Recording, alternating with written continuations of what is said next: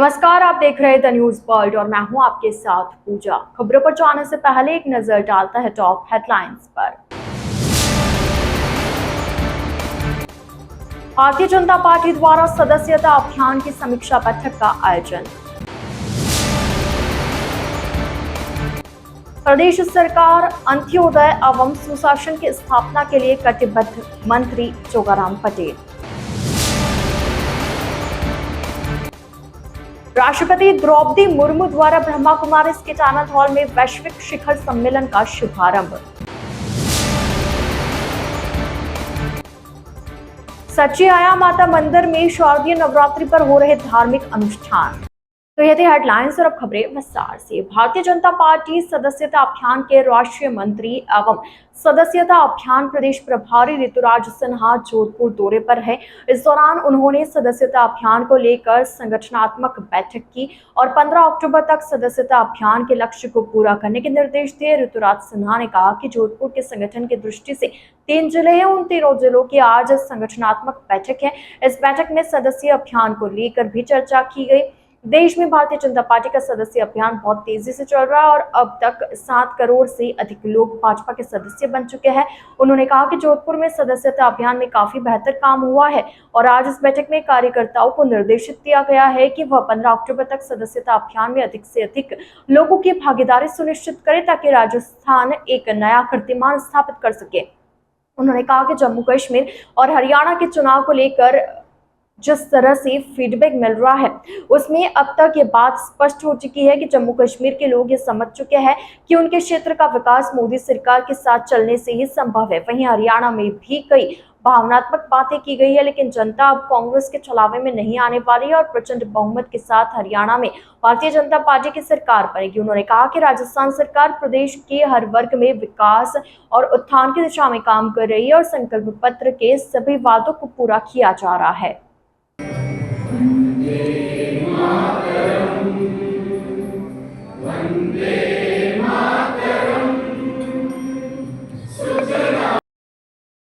आज जोधपुर शहर में यहाँ के जो भारतीय जनता पार्टी के 3 संगठनात्मक जिले हैं उनकी सदस्यता अभियान की प्रगति की समीक्षा बैठक चल रही है। इस हेतु मैं यहाँ पे आज आया हूँ और राजस्थान के सदस्यता प्रभारी के नाते मुझे बताते हुए अत्यंत प्रसन्नता है कि पूरे देश में राजस्थान और गुजरात, उत्तर प्रदेश ऐसे राज्य जो हमारे हैं, यहां पे सर्वाधिक तेजी से भारतीय जनता पार्टी की सदस्यता का काम चल रहा है।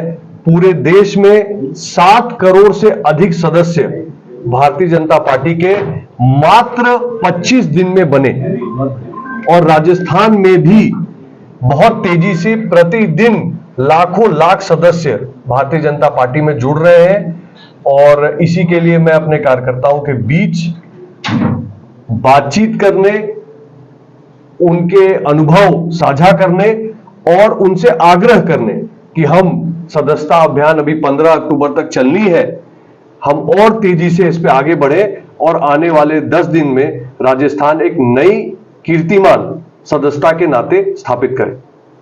2 राज्यों में चुनाव हो गए।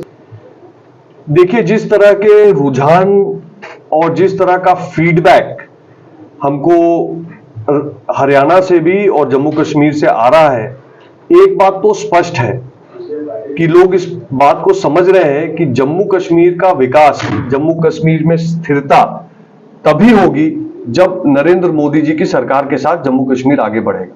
उसी प्रकार हरियाणा में भी बहुत लोगों ने बहुत चर्चाएं की, बहुत भाषण किए, लेकिन सच्चाई यह है कि हरियाणा की जनता जानती है कि कांग्रेस माने corruption, C for Congress, C for corruption, और हरियाणा इस छलावे में नहीं पड़ना चाह रही।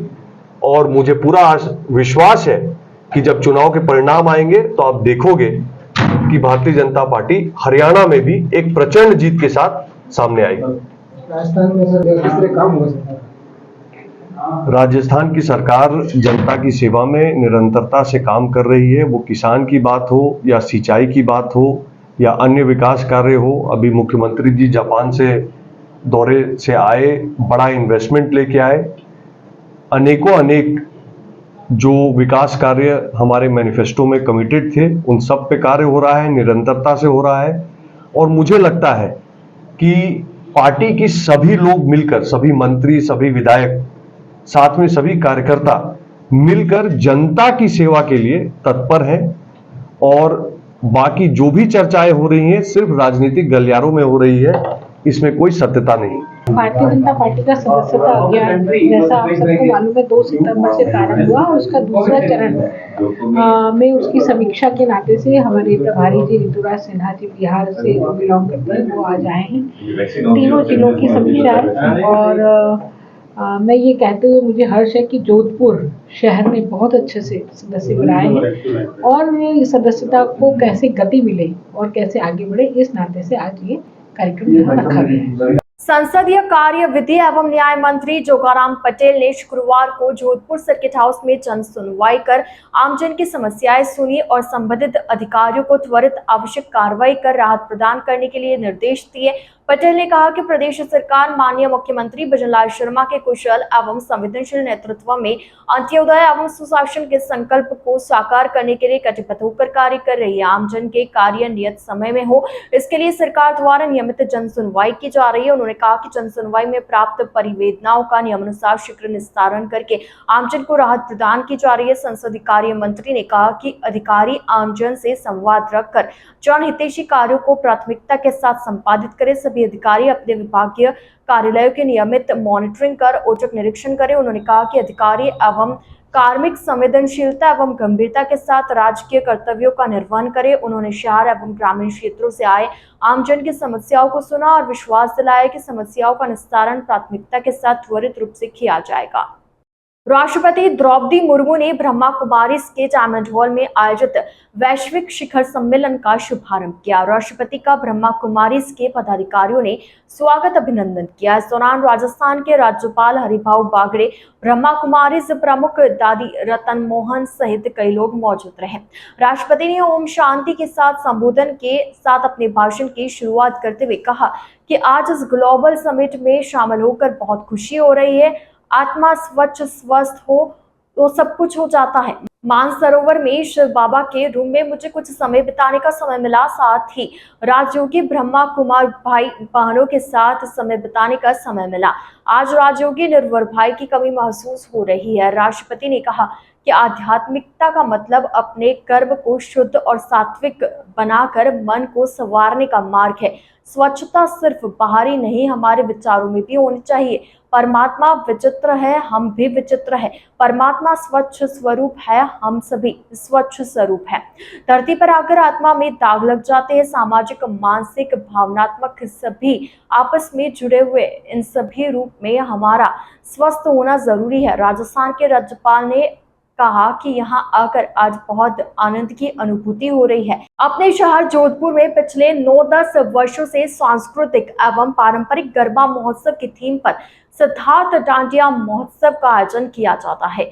इसी आयोजन के क्रम में इस वर्ष भी शारदीय नवरात्र के उपलक्ष्य में दिनांक 7 अक्टूबर से 11 अक्टूबर 2024 तक 5 दिवसीय डांडिया महोत्सव का आयोजन होटल सिद्धार्थ इंटरनेशनल कायलाना चौराहे से पहले जोधपुर में किया जा रहा है।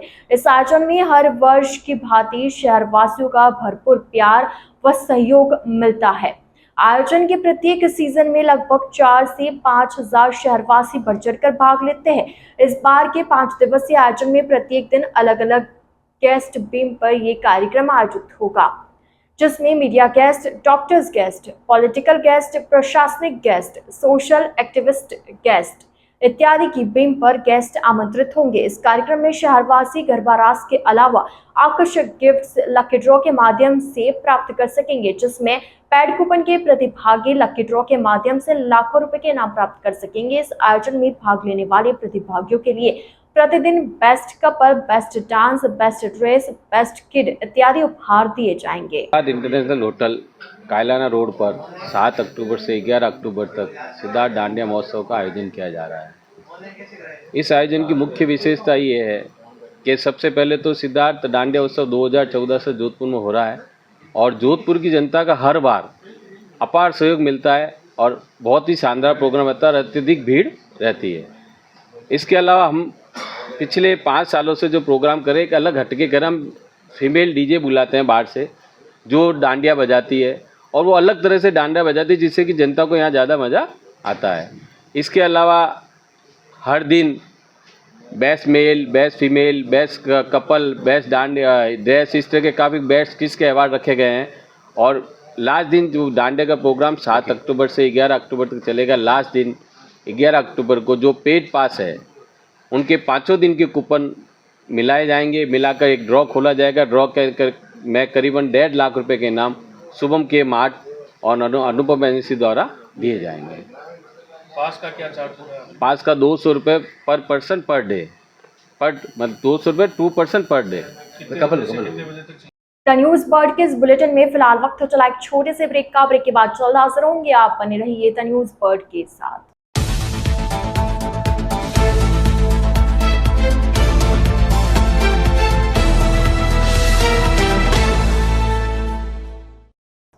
ब्रेक के बाद आपका स्वागत है। छंगाणी समाज प्रन्यास जोधपुर की ओर से छंगाणियों की कुलदेवी जया सचियाया माता मंदिर में शारदीय नवरात्रि पर प्रतिदिन धार्मिक कार्यक्रम आयोजित किए जा रहे हैं। छंगाणी समाज प्रन्यास के अध्यक्ष नंद किशोर छंगाणी ने बताया कि छंगाणियों की बगेची में 1995 को कुलदेवी जया सचियाया माता जी की प्रतिमा स्थापित की गई। उसके बाद से प्रतिदिन चैत्र शुक्ल नवरात्रा एवं शारदीय नवरात्रि पर प्रतिदिन धार्मिक कार्यक्रम आयोजित होते। शारदीय नवरात्र की शुरुआत में घट स्थापना के साथ ही मंदिरों में धार्मिक कार्यक्रम शुरू किए गए और प्रतिदिन मंदिर में विशेष श्रृंगार और आरती की जा रही है। न्यास के उपाध्यक्ष प्रेम प्रकाश छंगाणी ने बताया कि माता मंदिर में शारदीय नवरात्रि पर विशेष साज सज्जा की गई है और पूरे मंदिर को रोशनी से सजाया जा चुका है। इसके साथ ही 9 दिनों तक माता की 9 देवियों के अनुरूप पोशाक और प्रसाद सहित सामग्री भी भेंट की जा रही है। छंगाणी समाज प्रन्यास के कोषाध्यक्ष कपिल छंगाणी ने बताया कि शारदीय नवरात्र की अष्टमी को माताजी के मंदिर में वैदिक मंत्र कर और पूर्ण विधि विधान के साथ हवन होगा और माताजी के श्रद्धालु हवन में आहुतियां देंगे। वहीं उप प्रबंधक मंत्री राजेश छंगाणी ने बताया कि नवमी को माताजी के मंदिर में महाप्रसादी का आयोजन किया जाएगा और हजारों श्रद्धालु इस दिन महाप्रसादी में शिरकत करेंगे। नागौर विद्यालय में आज पीईओ स्तर पर किशोरी शैक्षिक उत्सव का आयोजन किया गया। संस्था प्रधान संतोष चौधरी एवं अन्य स्टाफ सदस्यों के द्वारा किशोरी मेले का फीता काटकर विधिवत उद्घाटन किया गया।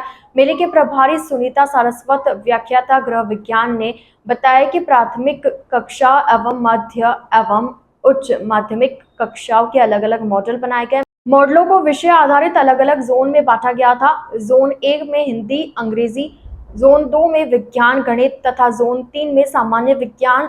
समसामयिक परिप्रेक्ष्य में करियर तैयारी, बाल अधिकार एवं सुरक्षा, स्वास्थ्य एवं हाइजीन इत्यादि मॉडल के परिणाम हेतु अलग अलग निर्णायक बनाए गए थे। जोन प्रथम में काजल ने प्रथम तथा अस्मा ने द्वितीय तथा उच्च माध्यमिक में प्रीति प्रथम तथा राधिका द्वितीय रही।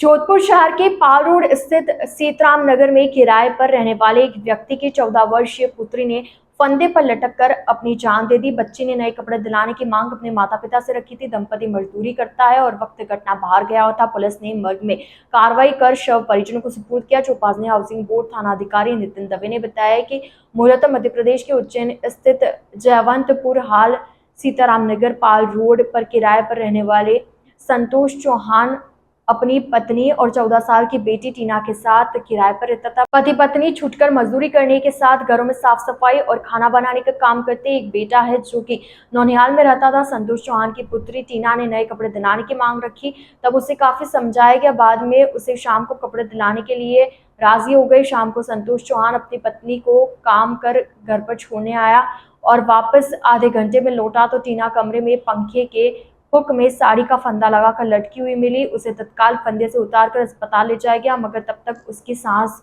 टूट चुकी थी। संतोष चौहान की तरफ से मर्ग रिपोर्ट दी गई। शव को कार्रवाई के उपरांत परिजनों के सुपुर्द कर दिया गया। जोधपुर शहर के गौशाला मैदान में शुक्रवार को 68वीं राज्य स्तरीय वेटलिफ्टिंग स्कूली प्रतियोगिता का उद्घाटन समारोह हुआ। इस अवसर पर राज्यसभा सांसद राजेंद्र गहलोत मुख्य अतिथि के रूप में मौजूद रहे। कार्यक्रम में ध्वजारोहण के बाद सभी खिलाड़ियों ने परेड कर अतिथियों को सलामी दी। इस प्रतियोगिता में 44 जिलों से आए 1100 से अधिक बालक बालिकाएं भाग ले रहे। यह राज्य स्तरीय प्रतियोगिता 16 अक्टूबर तक खेली जाएगी। समिति के सदस्य और इस प्रतियोगिता में राजस्थान के सभी जिलों से आए हुए प्रतिभागी, ऐसे आत्मीय विद्यार्थीगण। प्रतियोगिता का नाम आते ही दो पक्ष हो जाते हैं और ये भी तय होता है कि उनमें दोनों में भिड़ंत होती है। ये 68वीं राज्य स्तरीय भारोत्तोलन प्रतियोगिता है, तो इसमें दोनों आमने सामने तो नहीं लड़ते हैं, लेकिन सामने एक लक्ष्य होता है और उस लक्ष्य को प्राप्त करने की जिद मन में होती है और फिर अंक के आधार पर जीत और हार सुनिश्चित होती है। एक बात, प्रतियोगिता जहां होती है तो एक व्यक्ति जीतता है तो दूसरा हारता है। अभी पुरुषोत्तम शाह ने बताया था कि जब प्रतियोगिता होती है तो एक हारता है, जीतता है, लेकिन उनके और हार जीत का अंतर बहुत कम होता है। लेकिन हारने वाले और जो खिलाड़ी है, मैं उनको हारने वाला नहीं मानते। देखिए, जब दो भिड़ते हैं तो एक हारता है, थोड़ा सा पीछे रह जाता है। एक उक्ति याद आती है, घुड़सवार ही गिरते हैं जंगे मैदान में, वो क्या गिरेंगे जो खुद घुटनों के बल चलते हैं। राजस्थान शिक्षा विभाग द्वारा